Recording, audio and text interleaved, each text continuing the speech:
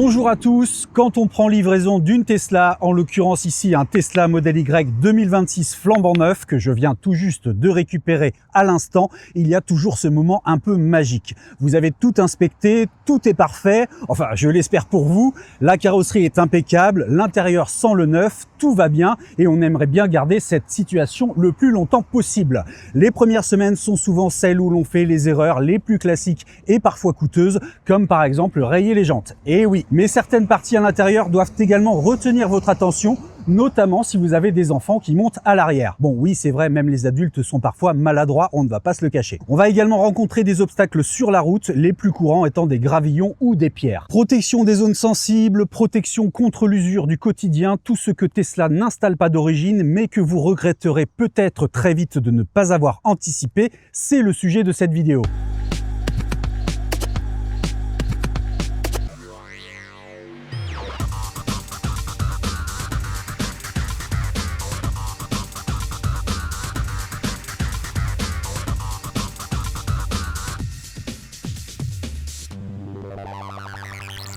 Alors évidemment, pour la carrosserie, il n'y a rien de mieux que la protection PPF, mais ça va pas être possible de le faire dans ces conditions. Et puis sur ce point, si vous voulez le faire, passez par un pro, c'est vraiment pas évident de le faire par soi-même pour un résultat impeccable, c'est un métier. Et puis niveau coût, c'est pas donné. Ici, on ne va pas parler gadgets ni accessoires pour faire joli, on va parler de ce qui compte vraiment pour essayer de garder au mieux son modèle Y comme au premier jour. Donc si vous le pouvez, emportez avec vous les accessoires que je vais vous présenter ici. Ils sont faciles et rapides à installer et ça sous-entend bien entendu de les commander assez à l'avance pour les avoir reçus avant la livraison de votre Tesla.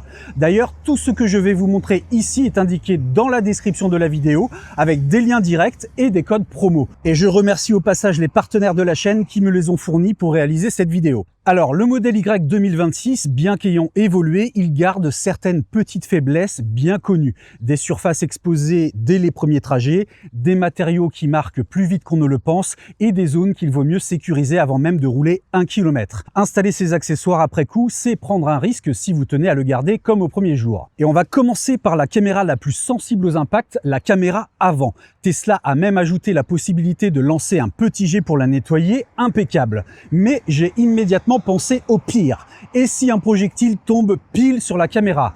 Ouais, je sais, j'ai un côté pessimiste, mais quand j'ai testé la conduite autonome à Nantes en décembre dernier, la caméra avant de la Model 3 était HS. Je ne sais pas ce qui s'est passé, mais c'est là que j'ai eu l'idée de la protéger et j'ai trouvé ces caches objectifs de chez Hancho. Ça se colle par-dessus et si jamais on a une pierre qui vient percuter la caméra, c'est la protection qui va morfler et pas cette partie parce que je n'imagine pas le prix pour faire changer la caméra avant. Et tant qu'à faire, même si ça craint nettement moins, vu le prix que coûtent ces caches et vu qu'ils sont vendus par deux, j'en mets un aussi sur la caméra arrière. Ok, ça c'est fait. Alors l'idée là, c'est de vous montrer qu'il n'y a pas d'impact sur la visibilité des caméras parce qu'on peut se dire oui, ok, on met un cache, mais ça va peut-être faire des artefacts, ça va peut-être brouiller la vision des caméras avant et arrière.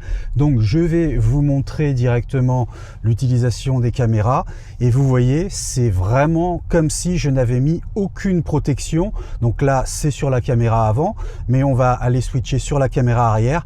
Et vous voyez, il n'y a pas du tout de déformation de la vision. Il n'y a pas du tout de problème d'éclairage au niveau du soleil, d'éblouissement et compagnie. Voilà, moi vraiment, je vous le recommande.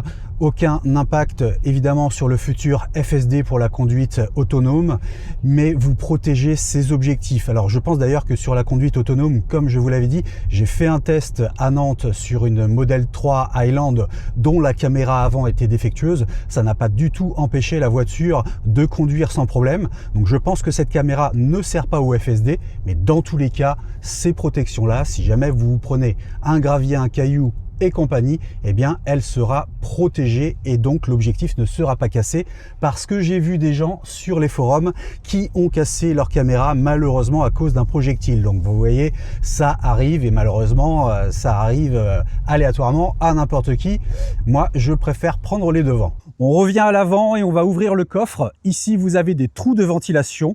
Tous ceux qui ont une Tesla savent que des bouts de feuilles ou des petites branches peuvent s'y glisser. Rien de dramatique, mais pour éviter l'accumulation sur la durée, on a ces protections qui viennent simplement se clipser. C'est fait sur mesure pour le modèle Y et ça ajoute une sorte de grille fine. Aucun impact sur la ventilation pour la Tesla, mais plus rien n'ira glisser par ici et se loger je ne sais où. Je les ai trouvés chez Arcoche, là non plus ça ne coûte pas grand chose. Dans le même genre, et même si Tesla a clairement amélioré une faiblesse qui se situait à cet endroit, on a aussi des grilles de protection pour l'avant, toujours de chez Arcoche. J'en ai fait une vidéo dédiée récemment que vous pouvez consulter sur le lien en haut à droite. J'y explique toutes les raisons qui en font pour moi là aussi un accessoire indispensable. Et je pense qu'après avoir vu cette vidéo, vous aurez vous aussi envie de les installer. Ok, maintenant on passe aux jantes. Alors, je trouve que les enjoliveurs d'origine sont vraiment très sympas sur ce modèle. Personnellement, j'aime beaucoup. Le problème, c'est qu'ils protègent encore moins les jantes qu'avant. Si vous êtes en LOA, une seule jante rayée pour info, c'est 250 € en moins direct. Et ça sera pareil pour une reprise Tesla dans quelques années. Et là, non seulement le tour n'est pas protégé, mais en plus, ces parties-là restent aussi exposées. Je vous explique pas le carnage. Alors oui, certains vont dire qu'on n'a qu'à savoir se garer, etc. Eh bien, ça arrive à tout le monde de frotter un trottoir, c'est comme ça. Je connais certains propriétaires de modèle Y Juniper qui n'y ont pas échappé. Donc même si j'adore ces enjoliveurs, je les remplace immédiatement par des versions qui protègent toute la jante. Ça, c'est juste une priorité absolue pour moi. Préparez le truc, il faut coller une bande fournie avec les enjoliveurs pour ne pas faire de traces sur le tour de la jante. J'ai fait ça chez moi tranquillement avant de venir. Et puis ça donnera un côté un peu plus perso à votre Tesla. Il existe plein de modèles différents. Moi, je suis resté assez classique finalement et je vais mettre les imitations performance qui proviennent de chez T-Launch, même si j'aime aussi beaucoup l'imitation Helix de chez EV-Base qui pourrait rendre super bien avec le gris Quicksilver. Ensuite, Tesla vend des protections invisibles du PPF pour cette zone. C'est assez connu sur le modèle Y, les gravillons et compagnie ont tendance à bien laisser des traces sur la peinture à cet endroit. Donc j'en ai commandé un pack, mais il faut les mettre dans certaines conditions de température. Donc moi, je l'ai fait ici, mais normalement, il faut attendre des températures autour d'environ 18 degrés et ne pas avoir d'humidité dans l'air. J'ai pris le risque pour la vidéo, mais attendez que les conditions soient réunies. Tout est expliqué dans la documentation fournie par Tesla. Alors, quand vous commandez sur le shop Tesla, avec le PPF, vous avez un petit manuel d'utilisation et à l'intérieur, on va trouver une petite raclette qui va nous permettre de dissiper le produit qu'on a à faire nous-mêmes. Donc, si on regarde dans la documentation, on nous propose de faire un mélange 15% de shampoing, alors pour bébé, je vais vous montrer ce que j'ai utilisé, et 85% d'eau. Alors, en l'occurrence, bien sûr, il faut nettoyer la partie avant. Je vous conseille très fortement de prendre de l'eau déminéralisée. Si vous êtes dans une région calcaire, ne prenez pas de l'eau du robinet. Et puis en termes de shampoing très doux, voilà, je fais pas de pub spécialement, mais vous prenez du shampoing bébé. Et donc vous faites ce mélange 15%, 85% dans un vaporisateur. Donc vous le préparez à l'avance, voilà. Et c'est cette substance que vous allez mettre à la fois sur la carrosserie, mais aussi sur l'arrière du PPF et devant le PPF. Et ensuite, quand vous allez le positionner avec la raclette, vous allez enlever finalement ce mélange au fur et à mesure, voilà, directement entre la carrosserie et le PPF pour qu'il reste parfaitement en place. Puis ensuite, vous voyez, quand c'est sec, ça ne se voit quasiment plus. Donc une fois que vous avez utilisé ceci, vous allez prendre un chiffon microfibre pour bien sécher le dessus et ça tiendra dans le temps sans aucun problème. Toujours au niveau des accessoires que j'ai pris directement sur le shop Tesla, les bavettes. Oui, je sais, c'est pas très beau non plus, mais ça passe. C'est surtout que ça va protéger un peu plus les bas de caisse des graviers, du goudron qu'on a dans le bitume quand il fait chaud, etc. J'ai eu l'occasion de comparer mon ancienne Tesla avec des bavettes et une autre sans en automne. Il n'y a juste pas photo, ça fait vraiment son effet sur la propreté du véhicule. Alors chez Tesla, sachez que les bavettes n'existent que pour l'avant. Si vous voulez aussi des bavettes pour l'arrière, il faudra aller voir chez les accessoiristes pour un kit complet. Je vous mets un lien si ça vous intéresse. Ok, maintenant on s'occupe de l'intérieur. Classique mais indispensable, comme pour les smartphones, le verre de protection pour l'écran avant et l'écran arrière. J'en ai déjà parlé, on m'a répondu que ça ne servait à rien. Eh bien moi je peux vous dire que j'ai déjà rencontré 2 abonnés de la chaîne avec un écran fissuré. Un coup de clé de maison, un mauvais geste, votre passager qui met un coup de mug isotherme suite à un freinage, c'est juste une grosse tablette cet écran. Et oui, c'est pas de chance, mais ça arrive vraiment. Idem pour l'arrière avec les enfants et les jouets, ou même si vous transportez du matériel, c'est vite arrivé. Donc là, priorité absolue encore une fois, c'est un kit de chez Hancho chaud spécifique aux 16 pouces. Ils ont aussi le modèle pour l'écran 15,4 pouces. On a tout ce qu'il faut pour bien le positionner, c'est vraiment bien fait. Moi j'ai opté pour une protection classique, mais il existe aussi des protections mat qui atténuent les reflets du soleil. Idem pour l'écran arrière, ce kit fournit une protection d'écran de 8 pouces. Et puisqu'on parle de ce qui peut se passer à l'arrière, c'est un des premiers trucs que j'avais installé dans ma Model 3, des protections de siège arrière. Parce que ce plastique-là, un seul frottement de pied quand un passager monte et la marque peut rester à vie s'il a fait le bourrin.